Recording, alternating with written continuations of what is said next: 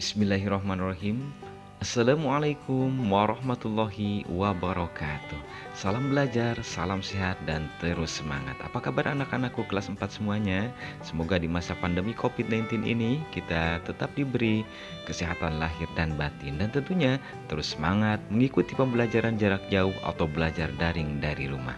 Saat ini kita belajar lewat video di channel YouTube, dan tentunya jangan lupa like, subscribe, dan klik tombol loncengnya agar bisa terus mengikuti materi pembelajaran baca tulis Al-Quran yang disampaikan. Anak-anakku, untuk materi pembelajaran BTQ kali ini yaitu tentang hukum bacaan nun sukun dan tanwin. Dan tentunya untuk KD-nya atau kompetisi dasarnya adalah mengetahui hukum bacaan izhar, menulis bacaan yang mengandung izhar.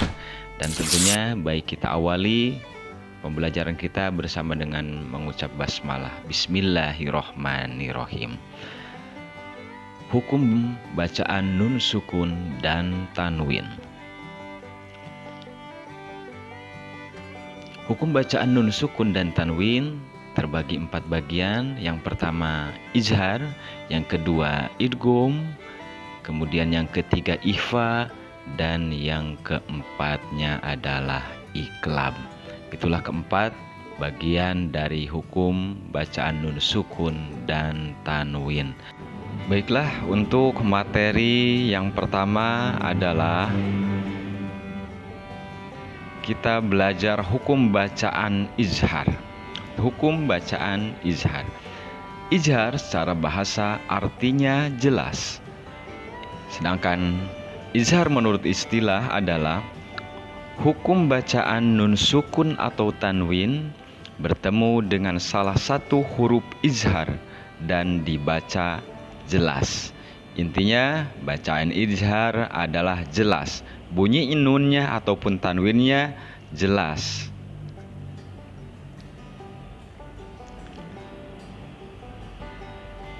Kemudian setelah memahami izhar, kita dikenalkan dengan huruf izhar yang terdiri dari 6 huruf. Yang pertama adalah alif atau hamzah. Yang kedua adalah huruf ha, ha kecil. Kemudian huruf yang ketiganya adalah kho, kho. Alif, ha, kho. Yang keempat adalah hurufnya yaitu ain. Iya, yang keempat adalah ain. Alif atau hamzah, ha, kho, ain. Yang kelima adalah huruf ghoin. Goin, ya. Yang kelima goin, dan yang keenam adalah huruf ha, ha besar, ha. Dan keenam huruf ini adalah huruf-huruf keluar dari halki atau tenggorokan, maka sering disebut juga dengan istilah izhar halki. Berikut adalah contoh bacaan izhar. Min ummatin, ada nun sukun, kemudian bertemu dengan huruf alif atau hamzah, maka dibaca jelas. Min, nunnya jelas. Min, tidak ming. Nun sukun bertemu dengan alif atau hamzah, maka dibaca jelas. Min ummatin, min ummatin. Kemudian contoh kedua, nun sukun bertemu dengan huruf ha. Min hasanatin, ya. Min hasanatin. Alasannya nun sukun bertemu dengan ha, dibaca jelas.